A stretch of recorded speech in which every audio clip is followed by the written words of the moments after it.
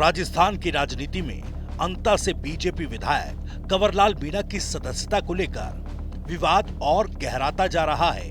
नेता प्रतिपक्ष टीकाराम जूली और पीसीसी चीफ गोविंद सिंह डोटासरा ने बीजेपी सरकार और विधानसभा अध्यक्ष पर जमकर हमला बोला।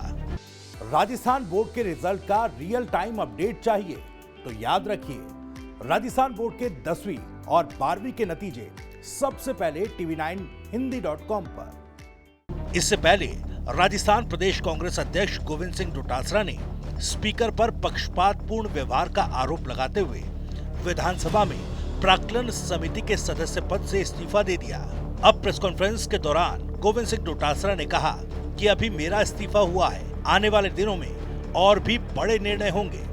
कि माननीय स्पीकर साहब पूरी तरीके से बाइज्ड होकर के आरएसएस के इशारे के ऊपर, बीजेपी की सरकार के इशारे के ऊपर काम करना चाहते हैं, जो वो मर्यादित नहीं है, उनकी संविधान के मुताबिक उनके उस आसन की सम्मान के लिए ठीक नहीं है। इसलिए हम लोग उन्होंने अभी तो मैंने प्रतीकात्मक रूप से इस्तीफा दिया है। अगर इसी तरीके का उनका आचरण रहा तो कोई बड़ा फैसला भी हम सब लोग लेंगे। वहीं नेता प्रतिपक्ष टीकाराम जूली ने आरोप लगाया कि बीजेपी विधायक को 3 मामले में सजा मिल चुकी है। सुप्रीम कोर्ट से भी कोई राहत नहीं मिली। कोर्ट ने 2 हफ्ते में सरेंडर करने के आदेश दिए थे, लेकिन अब 19 दिन बाद भी विधायक कंवरलाल की सदस्यता समाप्त नहीं की गई। स्पीकर महोदय फाइल पर कुंडली मारकर बैठे हैं। राज्य सरकार अब राज्यपाल से सजा माफ कराने की योजना बना रही है और शायद मुख्यमंत्री भजनलाल शर्मा का राज्यपाल से मिलने का उद्देश्य भी यही रहा हो। 3 बार मैंने खुद लेटर लिख दिया स्पीकर महोदय को, फोन पे मैंने बात कर ली और उसके बावजूद निर्णय नहीं कर रहे।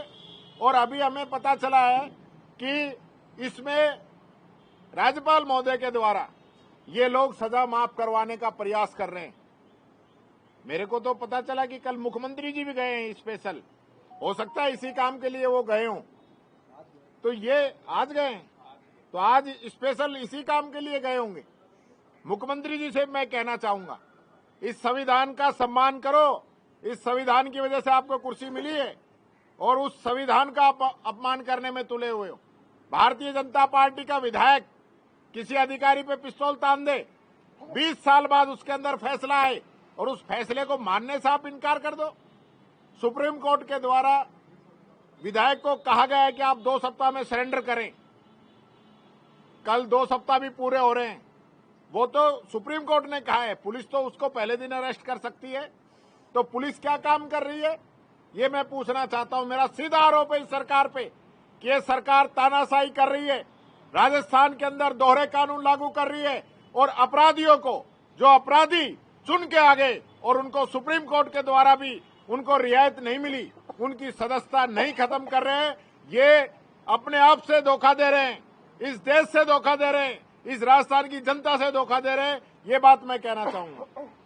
प्रेस कॉन्फ्रेंस के दौरान राजस्थान पीसीसी चीफ गोविंद सिंह डोटासरा ने कहा कि दिल्ली में विधायक को बचाने की प्लानिंग हो रही है, कानून मंत्री के यहाँ बैठकें हो रही हैं, जबकि सजा पा चुके विधायक को पुलिस सुरक्षा मिल रही है। स्पीकर आरएसएस और बीजेपी के इशारों पर चल रहे हैं। भारतीय भवन से आए संकेत के आधार पर ही नरेंद्र बुडानिया को समिति से हटाया गया।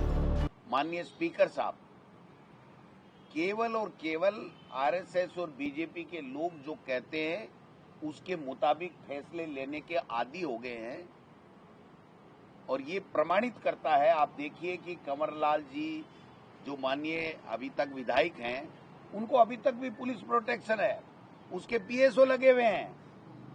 वो गिरफ्तारी का उनका जो ऑर्डर है वो हवा में घूम रहा है और वो 161 अनुच्छेद के मुताबिक यहाँ जो है वो सजा माफ करवाना चाह रहे हैं। सुप्रीम कोर्ट ने अनेकों फैसलों में ये कहा है कि ऐसा नहीं हो सकता है और एक बार कर भी दिया था तो उसको सुप्रीम कोर्ट ने वापस कर दिया कि ये ठीक नहीं है।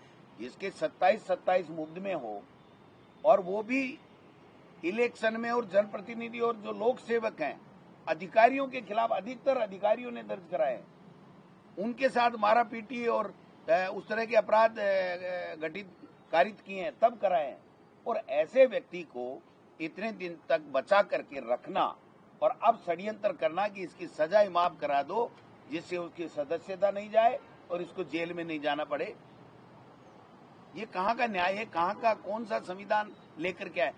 इससे पहले डोटासरा और जूली ने राज्यपाल हरिभाऊ बागड़े से मुलाकात कर ज्ञापन भी सौंपा, जिसमें मांग की गई कि विधायक की सदस्यता के मामले में संविधान सम्मत निर्णय लिया जाए।